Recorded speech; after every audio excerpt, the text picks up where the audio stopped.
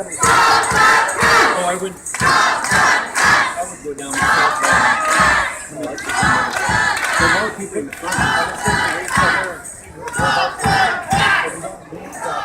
So I'm really glad at the end of our rally last week, I said, you know, if we haven't got them to commit to reversing these cuts, we were all going to meet back here. And I'm so glad that you all decided to come meet us back here, because you know what? They have not yet decided to stop the cuts.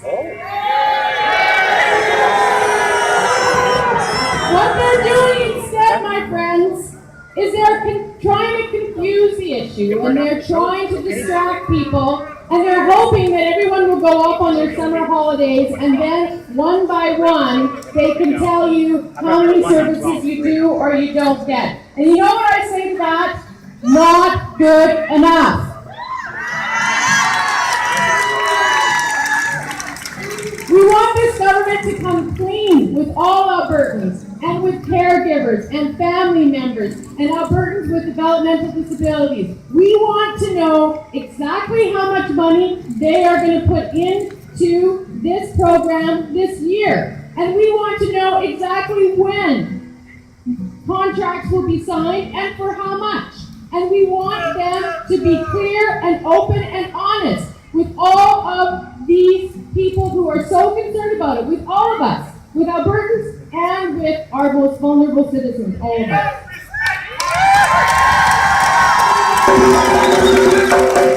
So I'm so glad you're all here today. Now there are a number of people that are here today to show their support of you. Now, first of all, just in case, I was the MC last time, and I sort of feel like we're still here, and I already introduced myself, but I will one more time. My name is Rachel Notley. I'm the MLA for Edmonton Strathcona. And I've been asked once again to MC this event by the fabulous organizers from Losica. Now, that is a service organization that is committed to advocating for its clients, I can tell you that. Now, we have a few other people here today that I'd also like to point out, because you know what? There are politicians in this province who care about this issue and are here to stand up for you. So, over to my right, but only figuratively, I have from the NDP caucus, our leader, Brian Mason.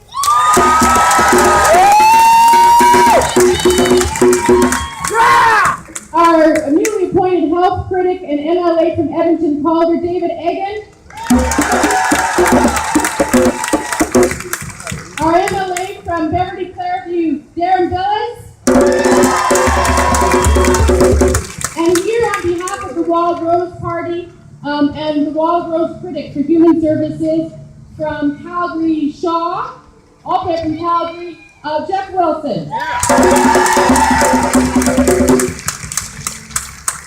So I'd like to start by introducing our first speaker, someone who I believe all of you know, someone who is so critical and important to bringing us all here today, who has played a huge role in making this government blink. I am very impressed with the level of advocacy this woman has demonstrated thus far. So, the Executive Director of Losica, Marie Renaud.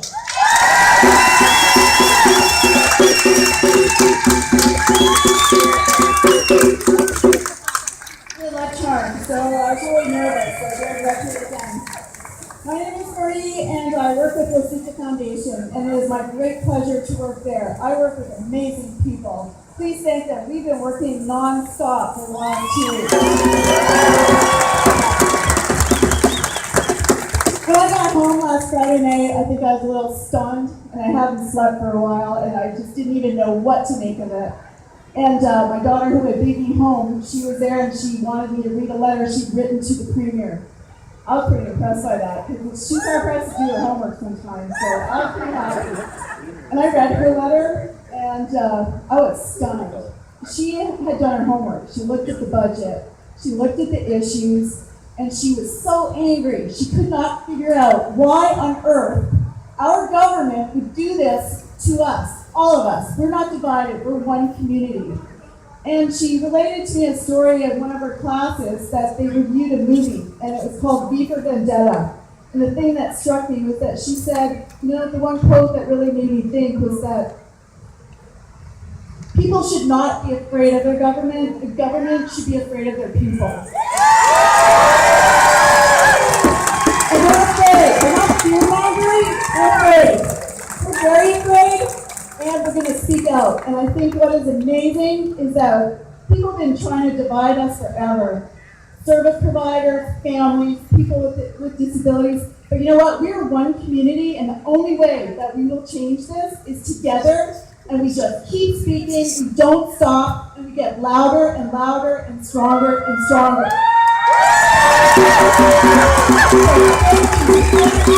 Person that got here today, I wish I had 1 million t-shirts because I would just drop them from a plane.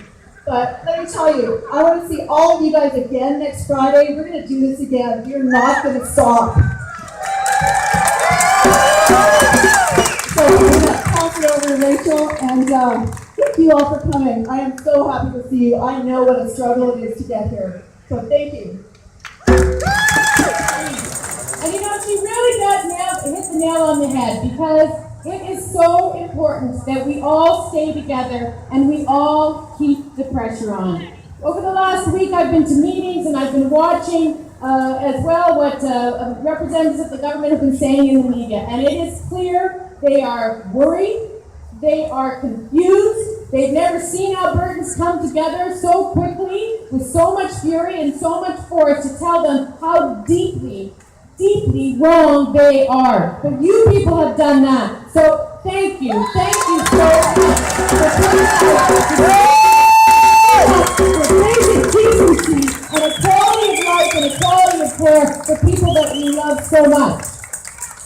So I'd like to bring another speaker up here, Christy Hallbooth. Christy is a mother to Ben, a 4-year-old who has a disability. And she will be focusing on her view as a parent of the direction that this may be taken for future services that may be available for her son. So Christy, please come up to say a few words. Yeah.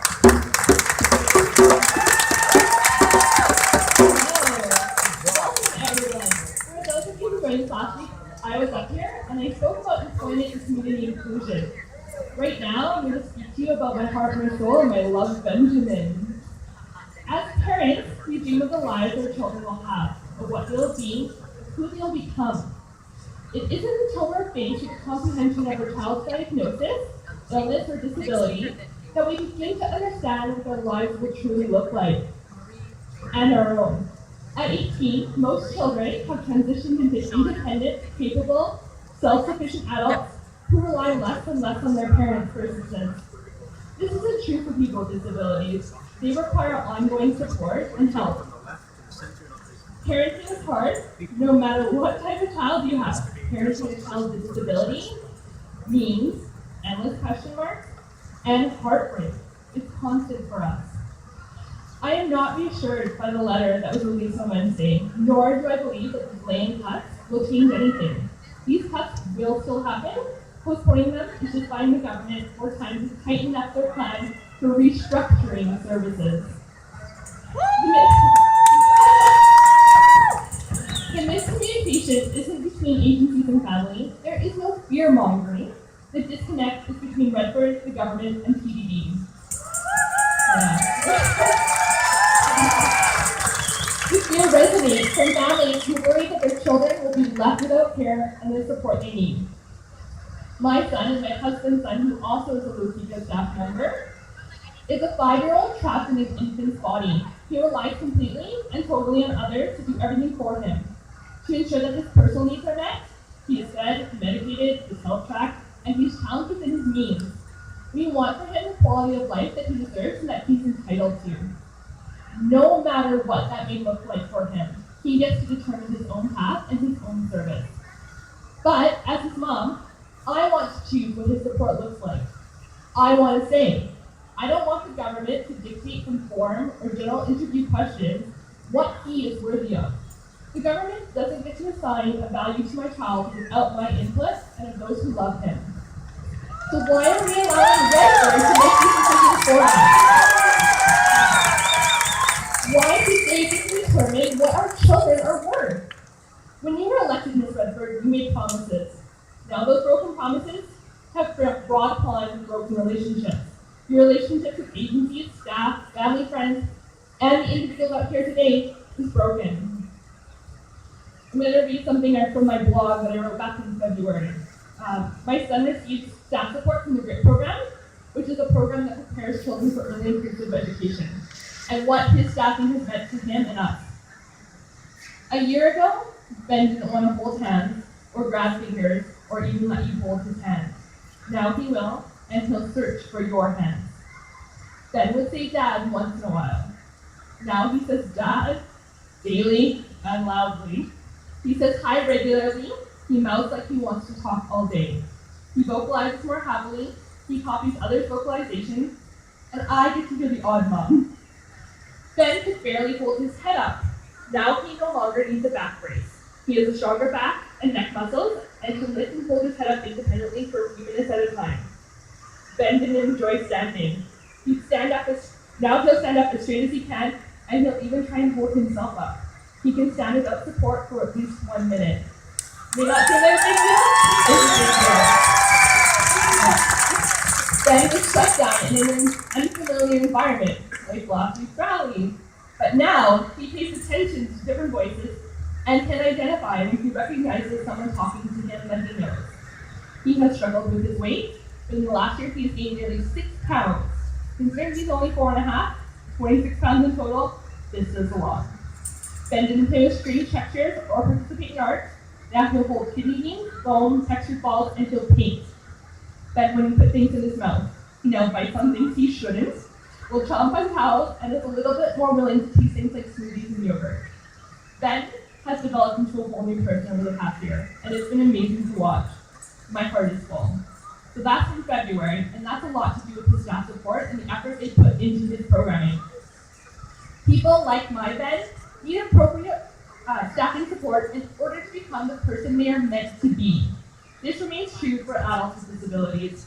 They need support to access the community, attend church, go out with their friends, and maintain employment. Proper staffing fosters natural support and inclusive environments for people with disabilities. Without them, barriers and limitations will become more difficult for them to overcome. These tasks, regardless of how they're laid out for us, are still too big, too fast, too soon. Thank you. Now last week, we had a speaker named Karen who came here to talk to us about how these cuts would affect her life. And when she was talking about it, I'm reminded by our next person up here. She said the words, the problem is they don't know what love is.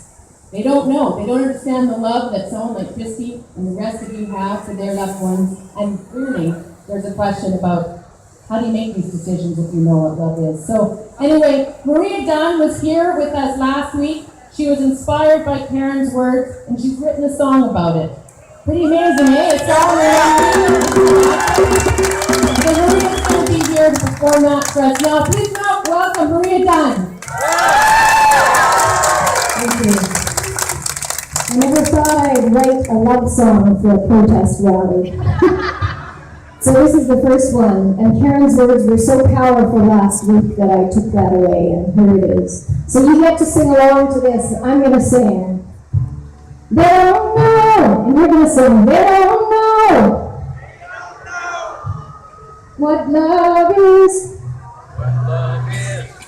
We are here to show them. They wish you would fall silent like the dawns of the grave. But you are more alive than ever, like blue boisterous birds come to each other, determined to be heard. Here we go. They don't know what love is. We are here to show them. They don't know what love is. We are here to show them. It's gonna be every day the same mundane that acknowledges and smiles at you and calls you by your name. It's in the close connection. It's in the kindest touch. It's in the gentle laughter and the care that helps so much. They don't know what love is. We are here to show them. They don't know what love is. We are here to show them. Love forgets you not, it brings you to the light. It accepts you as you are, and it stands up for your rights. It takes the time to listen to what you really need. It takes the time to see you in your dignity. They don't know what love is.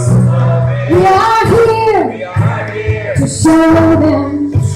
They don't know what love is. We are here to show them. They don't know what love is. We are here to show them. They don't know what love is. We are here to show them.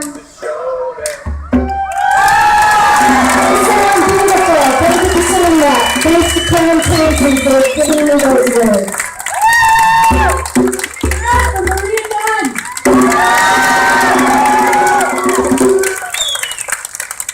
You can have a whole record album. You don't know what that is anymore? You have no album by the time this is done. Next week, hopefully. Thank you so much. My brother Patrick is here beside me, giving me strength, and I'm here beside him, giving him strength. What I want Premier Redford to understand is this is what trust truly looks like. The Premier has asked us to trust her and her government, but in turn we ask them, what have you done to earn it? Your government and your lack of consultation has caused this confusion and the turmoil. You may lay blame on others, but deep down you really know and truly know where the blame lies, but you just can't admit it or won't.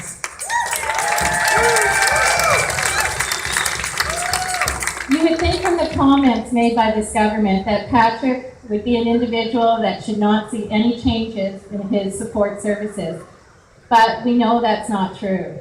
His life will change, but once again, 48 years later, we're going to have to fight for the right to decide how.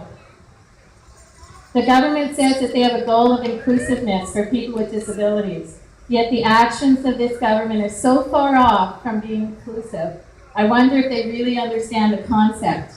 And I know from today and from the other rallies that there's a lot of service providers out here today that could help them with that.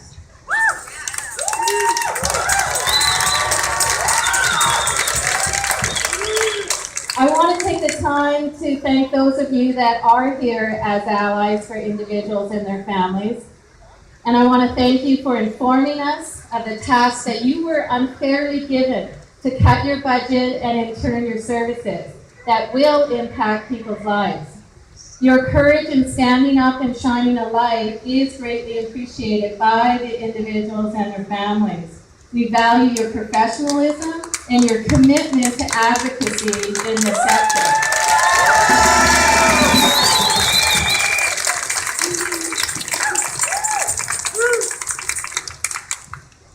I have read the letter from Minister Hancock and Associate Minister Oldaway, and I have read the release from AACL. So now I just want to ask you, do you feel you've been heard? No! Did you read any acknowledgement that they messed this up? No! Did you read an apology? No! Did you read solid commitment to stop the cuts? No! Are you one of the thousands of families that must have been consulted between Tuesday and Wednesday this week? And do you see that there is stability in funding, time to plan? And has the fear been lifted from your heart? And do you feel prepared? Well, we didn't, and we aren't. Listening is only one part of this issue. The other is actions based on what you've heard. And so far, there's no evidence that this step has been taken. The evidence remains. You know, it's almost like we think that we gained some of this, and then the next morning or that night, I really truly believe somebody's getting a phone call in the middle of the night from the Premier's office telling them they're straying from message and they need to get back on message, because the next morning, what do we hear again? The province is still going forward with the changes to its programs, but now it's just going to allow some service providers more time to prepare. The problem is those changes still include the cuts.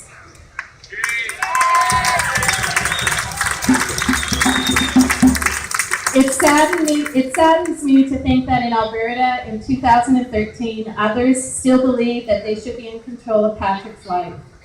It insults me to hear this Premier rationalize our outrage as fear and anxiety, and that we can't handle change. Believe me, we are some of the most resilient people that you could ever meet.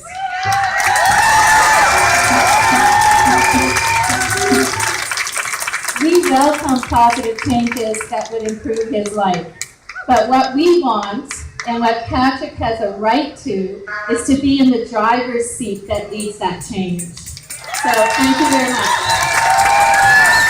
If Sarah wants to lead us in a chant to stop the cuts.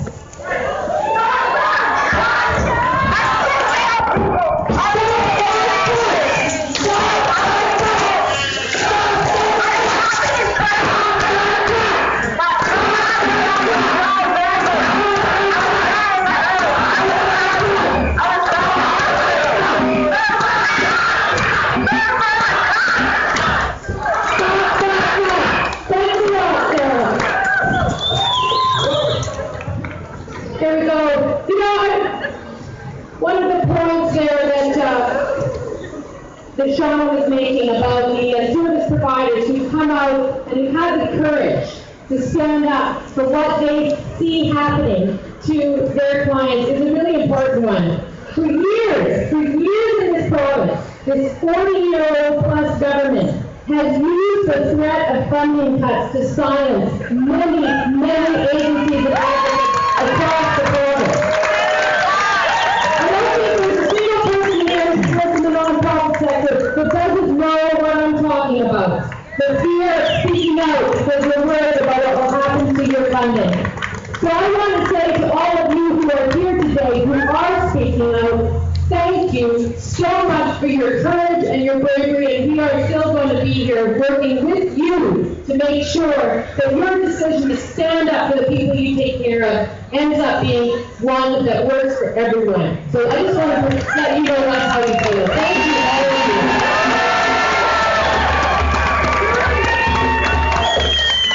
Now, another person who was here last week who has a few more things to say on behalf of those, unfortunately, occasionally maligned workers who do so much every day in the system.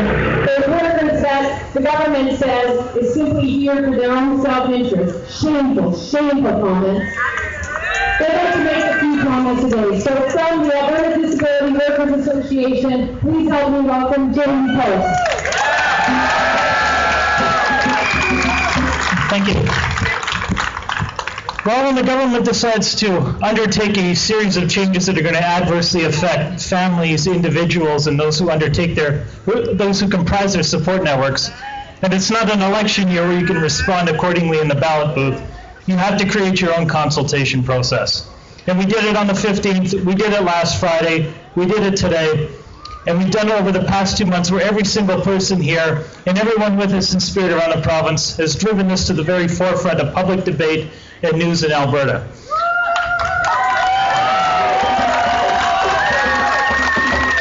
As an organization that represents workers, that works towards career development and educational opportunities, we thank everyone here for their support over the past months. Budget 2013 was a twofold hit for us, both the potential loss of 1,500 to 2,000 jobs in the support field, the loss of educational opportunities at Mount Royal for future workers in this field. So we need all the support we can get, and we certainly thank you for coming out. Unfortunately, the government has responded to this as a communications issue. It's something that can be sold through communication staff, through marketing, through political salesmanship. Well, the used car salesman can only sell so bad of a rusted out lemon. And the excellent communication staff over in the annex and in the legislature can only do so much with what they've been handed. Unfortunately, a delay, continued uncertainty may help government communication strategy. It does nothing for anyone here. Continued uncertainty leaves our workforce wondering, as they head into the summer months, if they'll still have a job come September. It leaves everyone here wondering if their son, their daughter, their brother or sister will still have their supports come September. It leaves every agency director wondering who they're going to have to lay off come fall. What families are going to have to sit down and say, we simply cannot provide supports for you, we've lost that funding. So what can we do? We can't stop here. We have to continue to keep this at the forefront of debate. We have to continue to push the vision we all have for a sustainable PDD system. How do we do this? Well, we continue to meet here. We go to the public meetings we've been offered and we push a vision. We push a better system for PDD. We do not simply accept what has been handed down, what has been decided behind closed doors with limited consultation with all PDD stakeholders. So again, I thank you for coming. I thank everyone around the province who couldn't be here in person, but who's here on Twitter, who's here on Facebook, who's here in spirit. And I certainly hope to see everyone here again next Friday. If a week from now we are still mired in uncertainty and uncertain government decision making. Thank you.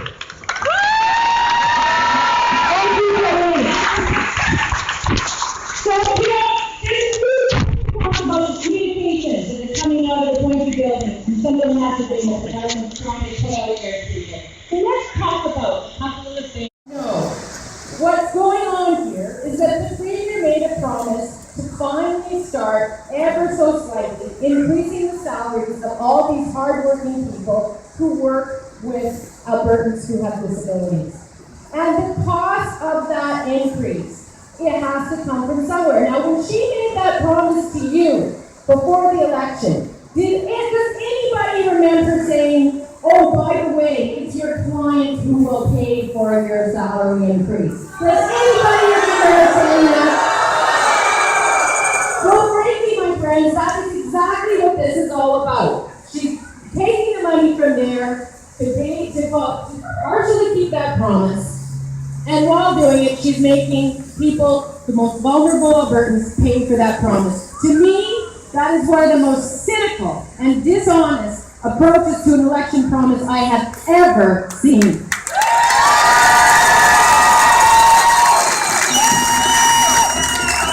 So make no mistake, the government's plan is to cut $42 million on an annual basis from this budget. And until they say, oops, we're sorry, that was a bad decision, we're going to undo it, please forgive us, we have to keep this fight going.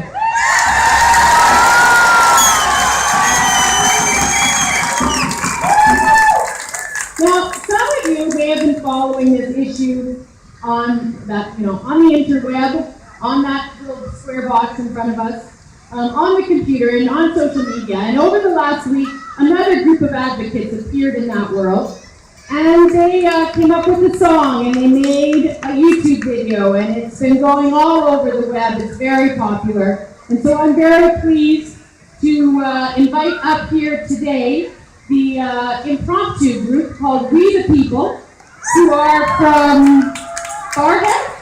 It's a great group of musicians who have a song for you. Wow, on a gray day, it's really nice to see all this brilliant electronic green facing us up here. It's beautiful. We're all shining. Even people without the t-shirts are shining. So we hit 1,000 hits on the YouTube, but it's only 1,000, but it's a start, right? All we need is like 1,000 days for a million people or whatever. Anyway, getting back to the song. We are all part of community, are we not? Looking at you guys, like there's like one very big family, and we all have abilities, we all have disabilities. And we're all here just to voice our concerns and some possible solutions. But whatever we say today, it's a matter of just spreading the word and getting the word out there. we are the people after all. So if you happen to have a lyric sheet in front of you with We the People, there's a website on there. You can go to the website, see the video that Scott Robbins over here. There's editing. Invested his weekend doing that. And share it. Just send it to a friend. And that way, 1,000 people would do it. 1 million people. Ooh, what a cool idea.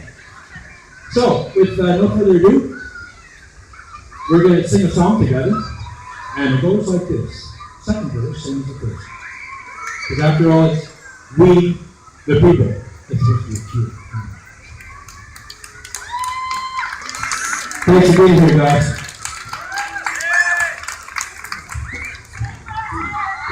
You have to sing loud. It's a long way to speak Margaret's house, a long way to talk there.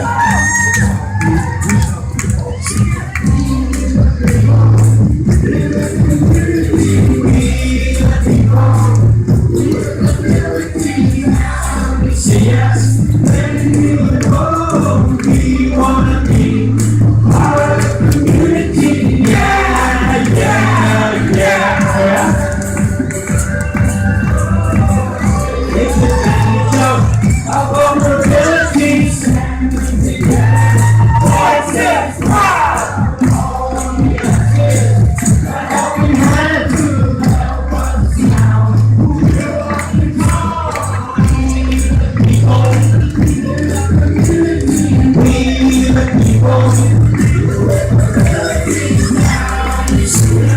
And you know we wanna be part of the community. Yeah, yeah, yeah, yeah. We the people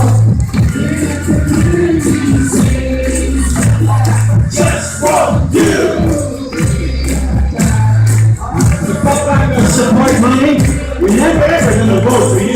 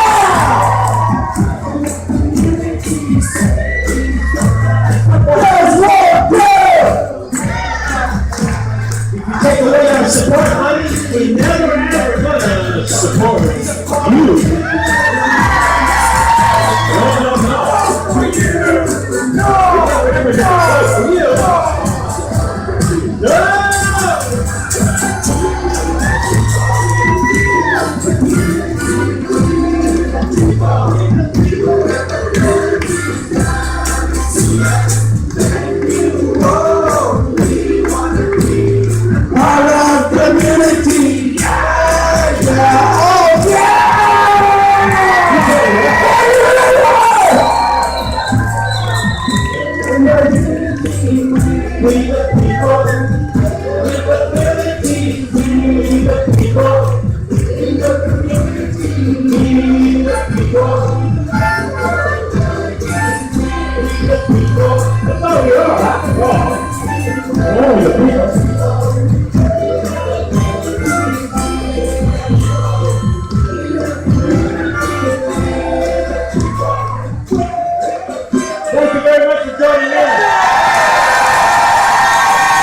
We got you!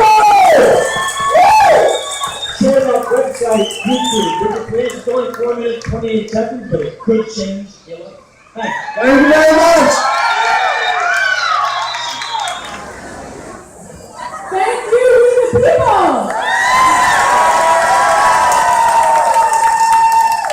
If you haven't checked out their YouTube, it's out there, it's on my Facebook, it's on a lot of different places. Check it out, it's a great video. So, we have one more speaker, two more speakers for you. Sandy Esposito is Michelle's mother, and she would like to come here and talk to you a little bit about that. So please join me in welcoming Sandy.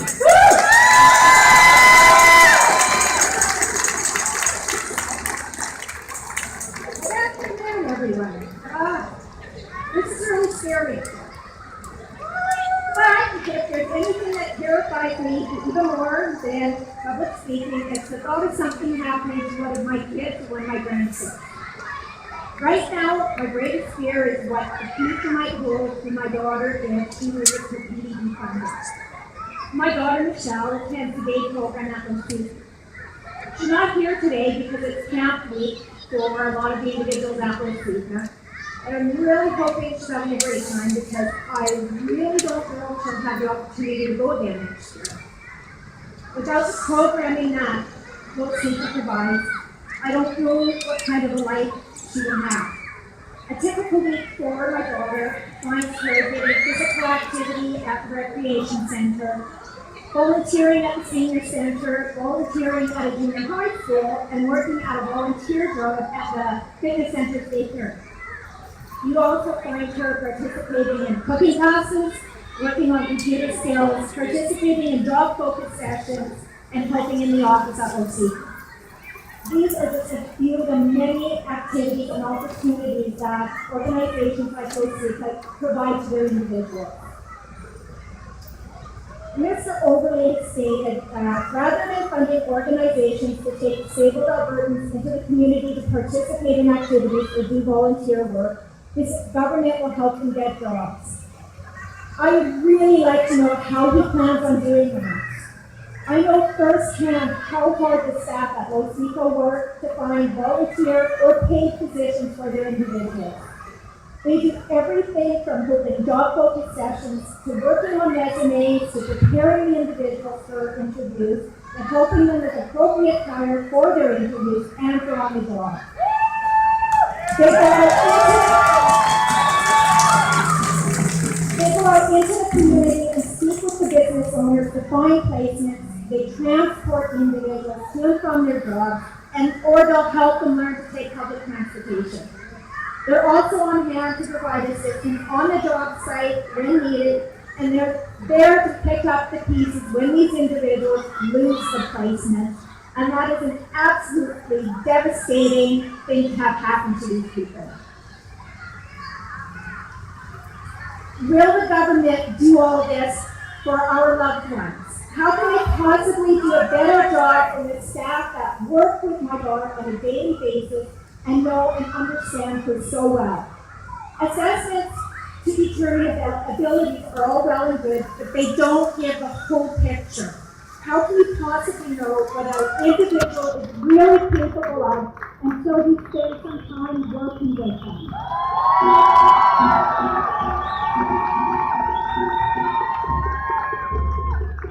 The staff at Losika know what Michelle is capable of, and they push her to do her best. They know her moves, they know what works with her one day, may not work with her the next. They know what support she requires to be successful, and they're familiar with all the quirks that are unique to her that will cause issues in work placements or just in daily life. Without the funding which allows Michelle to attend Losika's day program, her day would consist of sitting at home alone in front of the TV, either watching movies or playing the Wii. This is neither healthy nor productive and presents a concern for her safety and well-being. We discuss safety and things that she should do and shouldn't do. But if someone was to try and break into the house, or if there was to be a fire breakout, would she react appropriately, or would she maybe do something to put herself in harm's way? We have a dog. Most likely, she's going to try and get the dog out of the house rather than thinking about herself. Michelle is very friendly, outgoing, and loves to socialize. These are absolutely fantastic qualities, but these are also qualities that have been the cause of problems in workplaces. These qualities also pose concerns for her safety. If she's sitting at home alone all day, how long before she gets bored and decides to answer the door to the wrong person, or decides she wants to go out into the community on her own, and then something happens? Every one of us has the right to be an active member of our community, and we're all entitled to quality of life. Why should disabled persons deserve anything less because they must rely on friends, family, and organizations like LoSICA to have what the rest of us take for granted? Any cuts to the PDD funding will be to the detriment of all disabled persons who rely on organizations like LoSICA to not only provide them with necessities of life, but quality of life.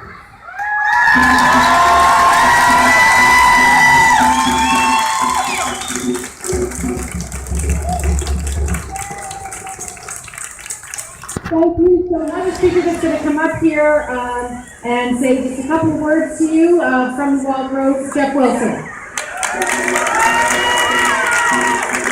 Thanks, everybody. How about a big hand for Rachel and the job Great job leading these rallies and MC. Thank you to LoSICA and our entire team for putting this on again today. And thank you to everyone for showing up and making sure that your voices continue to be heard by this government that for whatever reason is insisting on not listening. It is time for them to start. And they continue to put out mixed messages. They continue to tell you that everything's going to be okay. I can tell by this crowd that you don't believe them, and nor do I. I think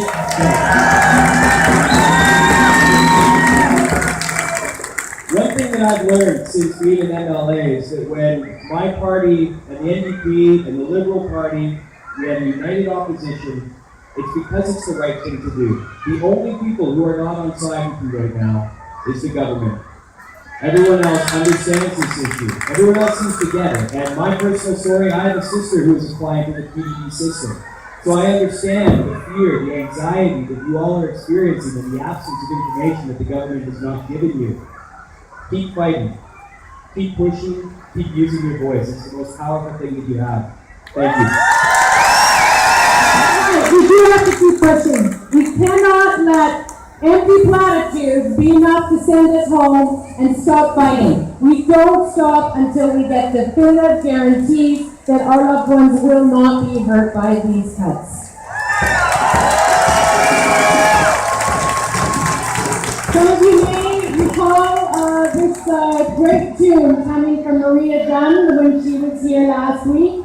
And we're going to come awfully close to wrapping this up with Maria singing a song which will inspire us to keep pushing, keep fighting, like being troublemakers. Please welcome back Maria Dunn. It's our greatest hit so far for these rallies, and we'll keep singing it until they listen. Thanks so much to Jackie and Maria and LoSICA and Rachel Motley for the wonderful job she's doing today. Well, here we are again, all you beautiful troublemakers. I hope you will sing this with me. You sang it so well last week. Troublemaker, troublemaker, troublemaker. Let's hear that. Troublemaker, troublemaker. Troublemaker, troublemaker, troublemaker. They call me troublemaker, 'cause I find saving. I've been working hard and my pay still over. When I spoke my mind, they said, troublemaker's gotta go. Troublemaker, troublemaker, troublemaker. Troublemaker, they call me troublemaker, 'cause I want the same as you. Dignity and the help to do all I can do. But when they say, now you see me, they say, troublemaker's gotta go. Troublemaker, let's hear it. Troublemaker, troublemaker, troublemaker. They call me scaremonger, 'cause I want to be someone making profits from the healthcare that we do. And when I ask who's making the money, they say, troublemaker's gotta go, troublemaker, let's hear it. Troublemaker, troublemaker, troublemaker. They call me troublemaker, 'cause I'm gonna down the street and make sure human rights don't take a backseat to the trade. But when I fight to keep my services, they say, troublemakers gotta go, troublemaker, let's hear it. Troublemaker, troublemaker, troublemaker. They call me an idealist, 'cause I wanna close the gap. But people are getting poorer and others ain't poorer. So next time I cast my vote, I'll say, troublemakers gotta go, troublemaker, troublemaker, troublemaker. Let's hear it. Troublemaker, troublemaker, troublemaker, troublemaker, troublemaker, troublemaker, troublemaker. Thank you all. Thanks for coming. See you next week. Troublemakers, troublemakers.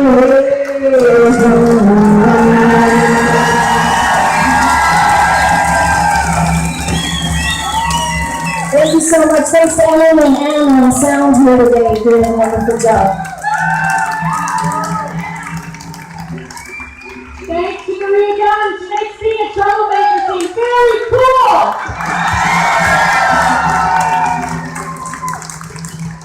All right, so to wrap up our festivities for today, I'd like to bring Marie Renault back to the mic so she can tell you where we're going from here.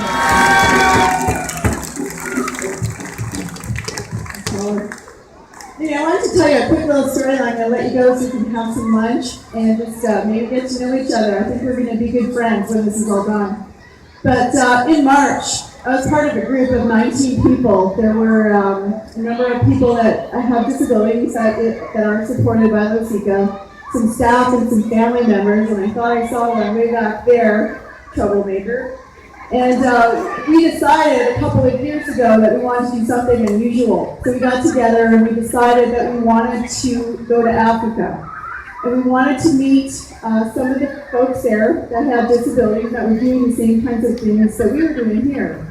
And we thought, this would be good. We'll learn about fundraising, training, saving our money, planning this. And so we did. We went camping, hiking, running, walking, and we did it. And we decided, well, while we were there, why don't we climb a mountain? And so we decided to climb Kilimanjaro. And I'm happy to tell you that out of the group that went up the mountain, unfortunately due to illness, all of us made it except two. And that was people with disabilities, the family, and staff from LoSICA. And what we learned during that really grueling kind of gross journey was that you can do anything. If you just take it one little tiny step at a time, and if you do it together. And so that's what we're going to do across the province.